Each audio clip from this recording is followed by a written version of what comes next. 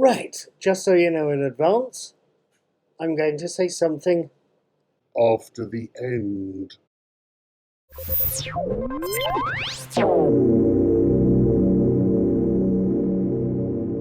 Right then, hello there, good evening, good morning, good afternoon. My name is Paul. Hello, wherever you are, whenever it is. Like I say, I'm called Paul, I'm also called Knick-Knack, and I'm probably better known for the Daily Teaser, which is a set of fun daily brain teaser quiz. I'll try and park those up here in the little eye, alongside some of my movie reviews and stuff about some of the TV shows I catch as well. Just recently, I managed to catch the classic Doctor Who series Galaxy 4. Go Google for it, it's fascinating to watch. But I've also been watching the fourth series of Star Trek Discovery, and I wanted to talk about the fourth episode tonight. That episode is called All Is Possible, and I think I'm impressed. let me see what I can tell you about tonight's episode, shall I? Episode 4, All Is Possible, opens with a summary of last week's episodes, and then shows us Captain Burnham, Sonequa Martin Green, giving us a summary of her ship's current situation. A log entry tells us that the Discovery is in orbit around Navarre, as it and the Federation Task Force are helping with research on the dark matter anomaly that's threatening their part of the galaxy.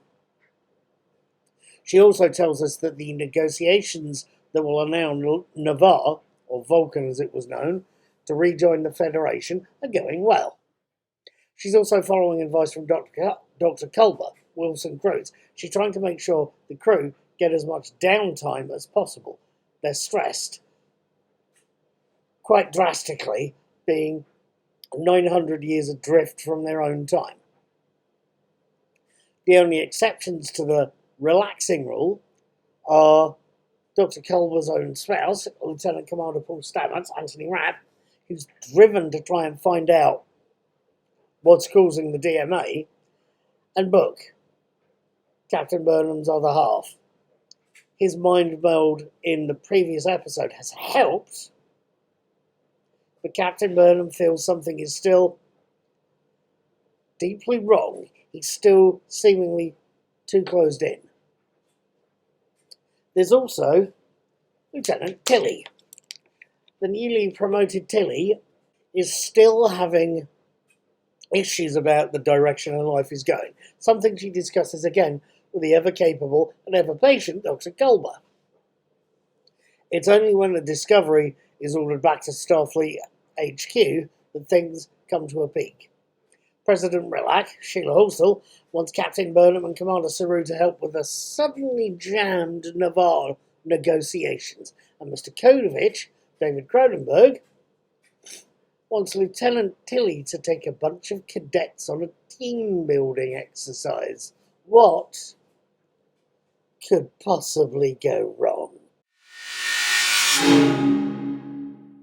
Now, what did I think? What did I say? What am I looking at with All Is Possible? I'm looking at what I think is a very impressive episode.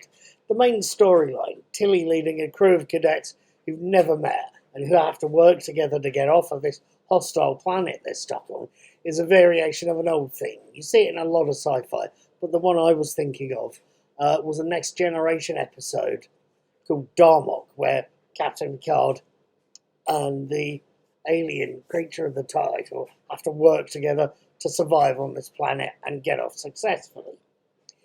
It's a very well presented take on the idea. I think it's well written, it's nicely plotted, and the crew eventually end up working well together. You see quite a bit of Lieutenant Tilly as well. She's looking like a capable leader and a capable teacher. All of this is wrapped around a second and third storyline pair. The second showing is Captain Burnham helping with the negotiations between Navarre and the Federation and coming up with a solution for it.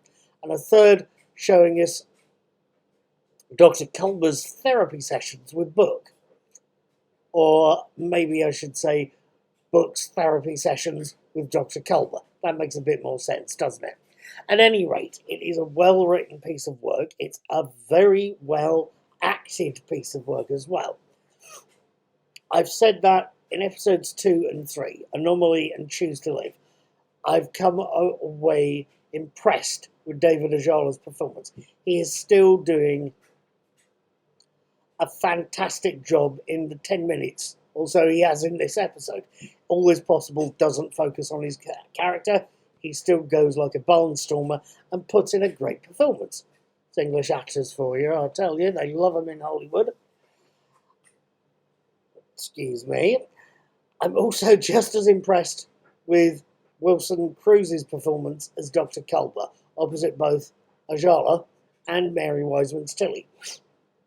I've got to admit, I love the Doctors, and it's taken a while for Dr. Culber to shift from being Paul Stamets' husband, being effectively a damsel in distress. I know he's not a damsel, but you get the kind of impression I'm saying here. You get that. I think the first 2 series showed him more as Paul Stamets' husband, and mostly ignored the fact he's one of the Discovery's senior medical officers. It's only in season 3, last season, and in season 4, this one I'm watching now, that we've seen the good doctor doing his job as both chief medical officer and as a medical advisor to the captain and as the ship's newly appointed chief counselor. I think it also comes to a height in this episode. Ajala's on form. Mary Wiseman, I think, is also on form. And Wilson Cruz is a competent actor who's upped his game as a result. His scenes with Book in particular are absolutely fascinating to watch. He does a superb job. He really does. He presents the Doctor as a very on-form, capable and sympathetic medical person. It's wonderful to watch. Talking of Tilly again, Mary Wiseman's performance in this episode is amazing.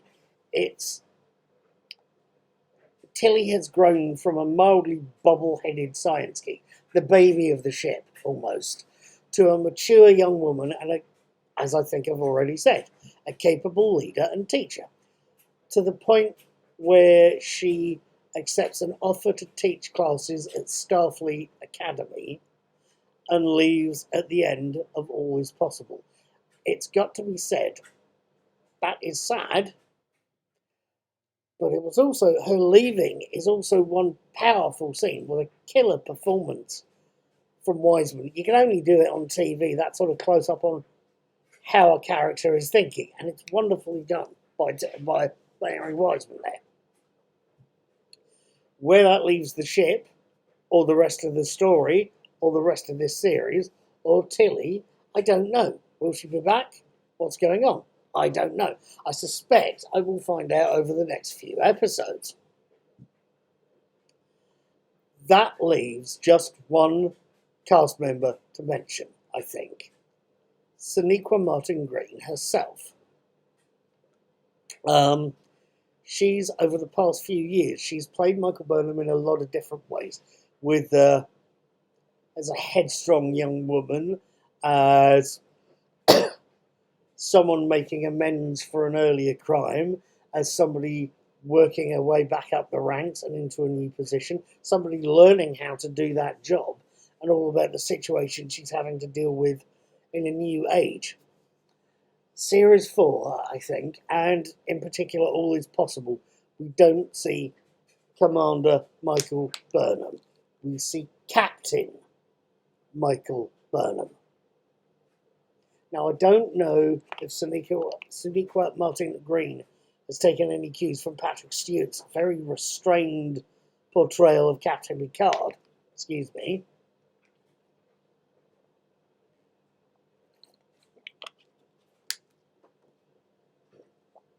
Now, I don't know if she's taken cues from Captain Picard and Patrick Stewart, but it strikes me Sonequa Martin Green is playing Captain Burnham with restraint, with gravitas, and with a certain amount of magisterial authority I've only seen in one other captain on Star Trek.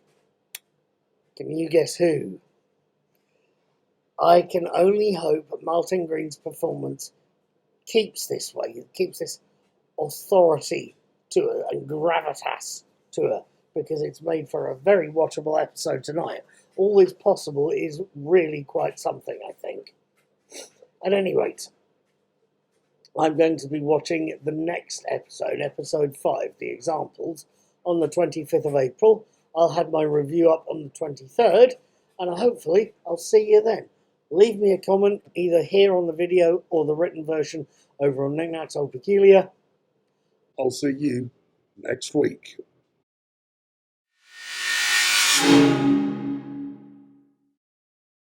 Right, just as a postscript, as a final thought for tonight's video, I've recorded this on the 16th of April 2022. It's a Saturday night. It is, in other words, the night before Sunday the 17th of April, when the next episode of Doctor Who, The Legend of the Sea Devils, gets broadcast here in the UK. I will hopefully have my written and video review of the thing up by Monday the 18th at the very latest. Hopefully I'll see you then. If I don't, I'll see you next Saturday.